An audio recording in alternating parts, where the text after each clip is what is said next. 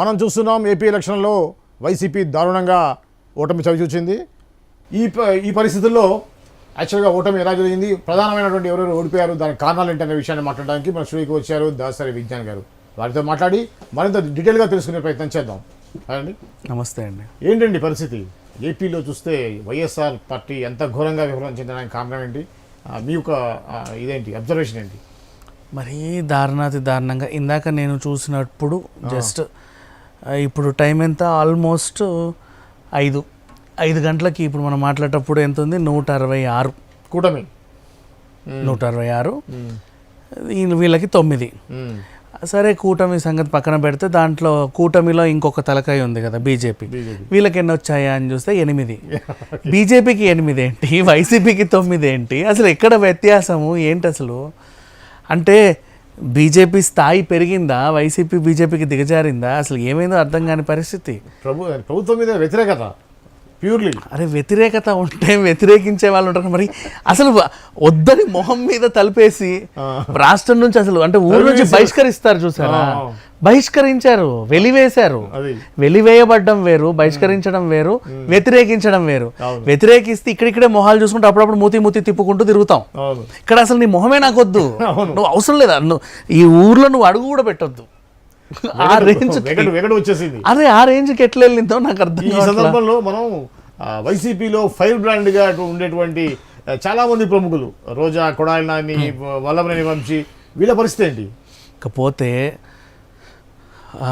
కొడాలి నాని కనీసం అంటే మానవీయత విలువలు కూడా మర్చిపోయి తల్లి గురించి, పుట్టుకల గురించి కూడా మాట్లాడాడు.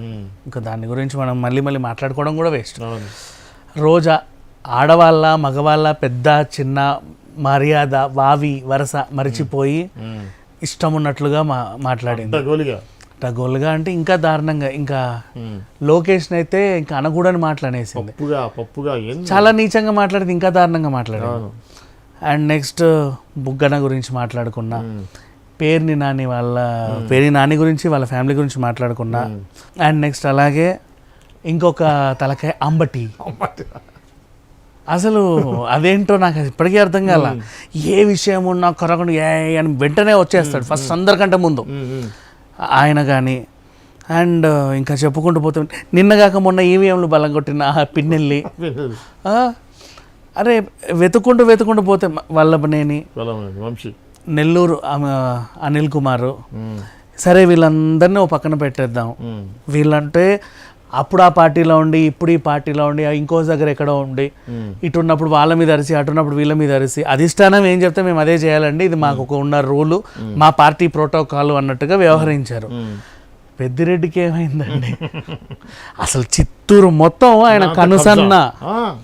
అక్కడ నుంచి ఒక వార్త బయటికి వెళ్ళదు, బయటి వార్త లోపలికి రాదు. ఒకడు వ్యాపారం చేయాలన్నా వీళ్ళ కనుసన్నే. నువ్వు అక్కడ మాల్ కట్టుకుంటావు, మాల్లోకి జనాలు రావాలన్నా పోవాలన్నా ఈయన అనుమతే, లేకపోతే నీ దగ్గర మాల్లో ఎవడు కొండు నీ వ్యతిరేకంగా ఉంటే. ఇసుక దందా, భూ కబ్జా మొత్తం ఒకడు ఇల్లు కట్టాలన్నా వీళ్ళ పర్మిషన్ ఉండాలి, ఇల్లు కూల్చాలన్నా వీళ్ళ పర్మిషన్. పొరపాటున పక్కోడి పార్టీ మేనిఫెస్టో నువ్వు ఇలా ముట్టుకున్నావంటే నీ చెయ్యి కూడా ఉండదు అక్కడ. ఆ రేంజ్ అట్లా పెట్టుకున్నాడు చిత్తూరు మొత్తాన్ని. వాళ్ళ తమ్ముడు ద్వారకేష్ని కూడా ఉద్ధరించాడు, వాళ్ళ కొడుకు మిథున్ని కూడా ఎంపిన్ చేశాడు. అంతా ఆయన గుప్పిట్లో పెట్టుకొని నడిపించే పెద్ద ఆయన. ఇప్పటి నుంచి కాదు, ఎప్పటి నుంచో 40 ఏళ్ల నుంచి ఆయనదే అసలు అది. అలాంటి అంటే ఇప్పుడు నాకు ఎంఐఎంకి ఎంత రికార్డు ఉందో అంత రికార్డు ఉంది ఇంచుమించు. ఆ కోట బద్దలైంది. పోనీ ఆ బద్దలు చేసింది ఇంకెవరన్నా కాంగ్రెస్ బీజేపీ ఇంకెవరన్నా అంటే ఆయన ప్రధానంగా బాగా ఇబ్బంది పెట్టింది బోడే రామచంద్ర యాదవ్. అసలు ఎంత గ్రేట్ ఇది. ఇట్లాంటివన్నీ కొత్త వింతలన్నీ ఈసారి మనం చూసాం. అంటే ఈ ఫైర్ బ్రాండ్స్ అన్నీ కూడా నిప్పున్నంత కాలం ఎగిరి పడ్డాయి, ఒక టైంకి తుస్సు అయిపోయినాయి.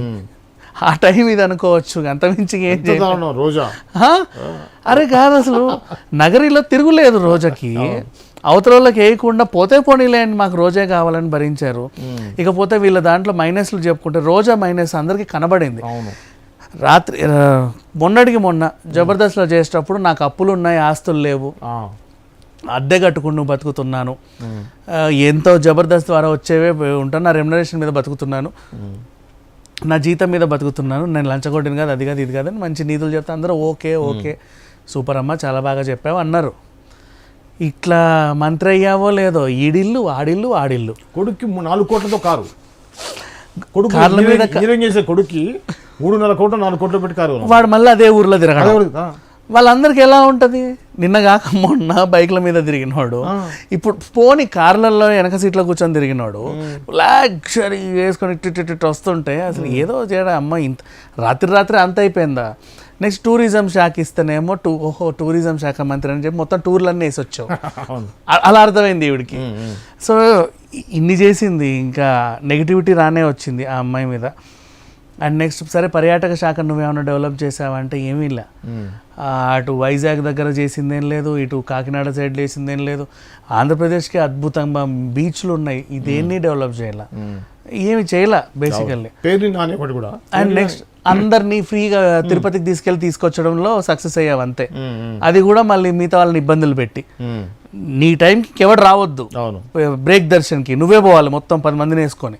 మళ్ళీ పోనీ నెలకోసారి వస్తావంటే కాదు, రోజు వారానికి 3 సార్లు వస్తావు మందిని వేసుకొని అట్లా. అండ్ నెక్స్ట్ ఇక పేర్ని నాని మీద కూడా ఆయన చేసిన ఒక మంచి పని ఏంటంటేనండి, ఆయనకి ఒక పాజిటివ్నెస్ వచ్చింది. అంటే మంచి చేసినప్పుడు కూడా చెప్పుకోవాలిగా.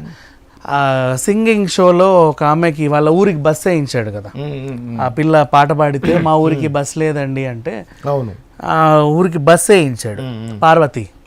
అంతే, అది లైవ్ లో 2 గంటలు అప్పటికప్పుడు. ఇట్లాంటి మంచి పనులు చేశాడు, కరెక్టే. సినిమాటోగ్రఫీ మంత్రి అంటే సినిమాకి ఏమీ చేయాల, జీరో ఏం చేయాల సినిమాకి. సరే ఆయన మీద నెగిటివ్, వాళ్ళ అబ్బాయి మీద కూడా అంతే నెగిటివ్. అబ్బాయికి ఇచ్చాడు సీటు, పేర్ని కృష్ణమూర్తి. అంటే ఏదో పాపం మన మైనంపల్లి హనుమంతరావు లాగా కొడుకు మీద ప్రేమ చూపిద్దాలనుకున్నావు. ఇక్కడ ఆయన ఓడిపోయినా కొడుకుని గెలిపించుకున్నాడు, నువ్వు నిలబడకుండా కొడుకుని కూడా ఓడిపించేసుకున్నావు. ఏదో జరిగింది. ఇంకా ఎవరిని చూసినా గట్టిగా మాట్లాడే తలకాయలే లేరు. వల్లభనేని వంశీ లేడు, అసలు ఎవరు లేరు. ఇంకా స్వీపు అంటే ఎలా అంటే 9 జిల్లాలో జీరో. ఇప్పుడు కనీసం ప్రధాన ప్రతిపక్షం అంటే పోయినసారి టీడీపీ 23 అట్లీస్ట్ ప్రతిపక్షానికి కొంచెం ఒక మెట్టెక్కి ఇలా నిలబడింది. నువ్వు అది కూడా లేవే, కనీసం గేట్ ముందు కూడా రావట్లేదు. ఇప్పుడు దేనికి ఇంకా నువ్వు వచ్చి కూర్చొని ఏం చేస్తావు లోపల? ఎవరి కోసం గొంతెత్తుతావు? ఏ సమస్య కోసం పోరాడతావు? ఏమీ లేదు. బీజేపీ కూర్చుంటుంది, పక్కన మీరు కూర్చుంటారు. అసలు మీరు రావాల్సిన అవసరం కూడా లేదు, అసెంబ్లీ నడుస్తుంది. నన్ను అడిగితే ఇక వాళ్ళందరూ చేరిపోతారేమో కదా, జనసేనలోనో బీజేపీలోనో.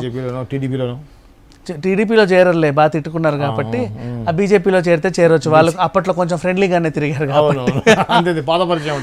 సో బీజేపీలో చేరే అవకాశాలు అయితే ఉన్నాయి వాళ్ళు. దీనివల్ల కొంచెం బీజేపీకి లైట్గా ఒక చిన్న మెజారిటీ వస్తుంది. విజ్ఞాన్ గారు, కొంచెం మనం రెగ్యులర్గా గత 2 నెలల నుంచి మనం డిస్కషన్ ఎవ్రీడే చేస్తున్నాం కదా, ఈ క్రమంలో మేము ఒక ఫ్రాంక్గా అడుగుతా, మీరు కూడా ఫ్రాంక్గా చెప్పాలా. ప్రేక్షకులందరూ కూడా ఎదురు చూస్తున్నారు మీ యొక్క ఆన్సర్ కోసం.